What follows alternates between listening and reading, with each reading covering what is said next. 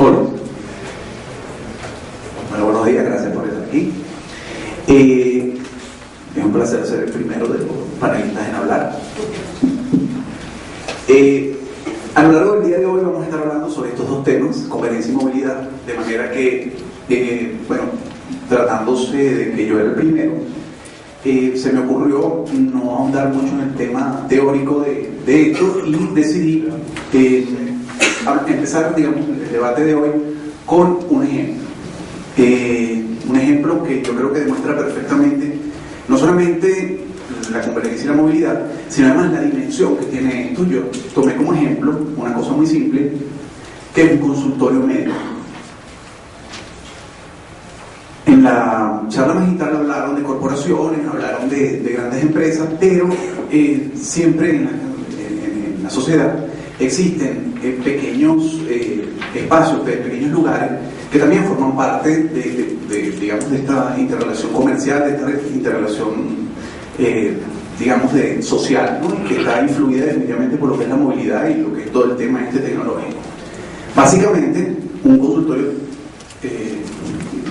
digamos médico me parece que es un buen ejemplo, primero porque todos lo conocen por desgracia, y segundo porque de alguna manera nos lleva cerca, porque todos también conocemos a algún médico, un ejemplo que podemos entender claramente. En cualquier consultorio vemos que es necesario manejar citas, manejar tiempo, manejar información relativa a los pacientes, es decir, historias médicas, información que debe almacenarse, debe archivarse, pero debe también consultarse. Manejamos números, manejamos cuentas, manejamos valores que hay que cobrar, valores administrativos que posiblemente necesitamos controlar, y manejamos también directorios de información, directorios para comunicarnos y poder conversar con nuestros pacientes.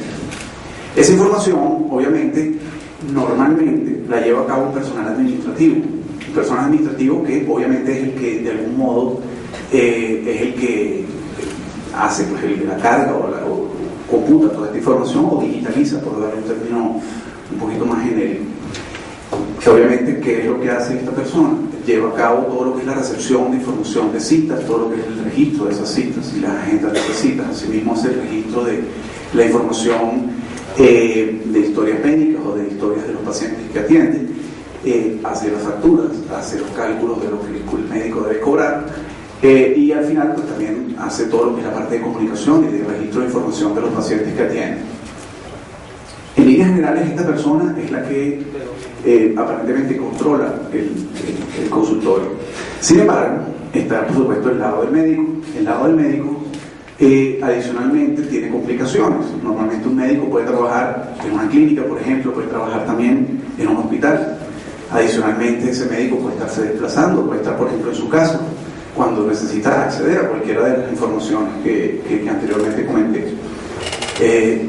A veces tienen acceso a través de un equipo, un computador clásico tradicional, a veces lo que tiene a la mano simplemente es un equipo celular. Y obviamente tiene su propia agenda, es decir, él maneja su propio tiempo, que de alguna manera se solapa con el tiempo de su consulta. Es decir, tenemos que tener mucho cuidado de no hacer citas cuando ya teníamos citadas personas en el consultorio, y viceversa, que en el consultorio no se hagan citas cuando nosotros hemos agendado cosas ese día. Del mismo modo, cuando me llamo un paciente, necesito pues saber ese paciente quién es, qué se le hizo, qué ha padecido, cuál ha sido su historia, sus antecedentes, etc. Y necesito tener esa información a la mano, sin importar dónde esté. Y finalmente, es muy probable que pues tenga que comunicarme con los pacientes. Puede ser que les envíe correos electrónicos, puede ser que les envíe simplemente llamadas telefónicas, etc. Ese médico, obviamente, a fin de cuentas, lo que hace es uso de una información que cargó otra persona y que se almacenó en otro sitio. Pero también está el lado del paciente. Ese paciente tiene un teléfono. Ese teléfono no solamente le sirve para llamar y hacer la cita, le puede servir también, por ejemplo, para recibir un mensaje de texto recordándole cuándo fue que hizo la cita, porque la cita la solemos hacer un montón de tiempo hacia adelante. Esa cita puede ser movida, puede ser cambiada, puede ser incluso consultado, y no recuerdo qué día fue, y yo tengo que poder acceder a esa información. Del mismo modo que yo puedo participar en el relleno de mi información, en vez de que yo espere a llegar al consultorio y me entreguen una hojita y yo me ponga a llenar cuáles fueron mis antecedentes, cuáles fueron mis alergias, cuáles son todos mis datos clásicos que solamente yo conozco, yo debiera poder acceder a eso y poderlo llenar de manera remota. Y finalmente yo puedo recibir de parte del médico información. Por ejemplo, se me ocurre si algo como una fórmula de lente, por ejemplo, que siempre nos da un papelito y luego tenemos que hacer el papelito, la podemos recibir, la podemos consultar directamente. Del mismo modo que podemos interactuar de manera de correo electrónico. En aras del tiempo, me pidieron que hablara solamente 3 minutos. Lo que quería concluir era, cuando tenemos un montón de actividades en donde hay implicadas un montón de personas y hay un montón de mecanismos a través de los cuales todas esas personas se comunican, estamos en presencia de sistemas convergentes y de movilidad. Eso es lo que se va a hablar hoy.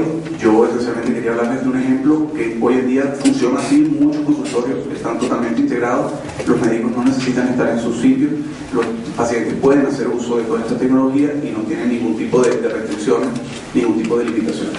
Eso era todo. Muchísimas gracias.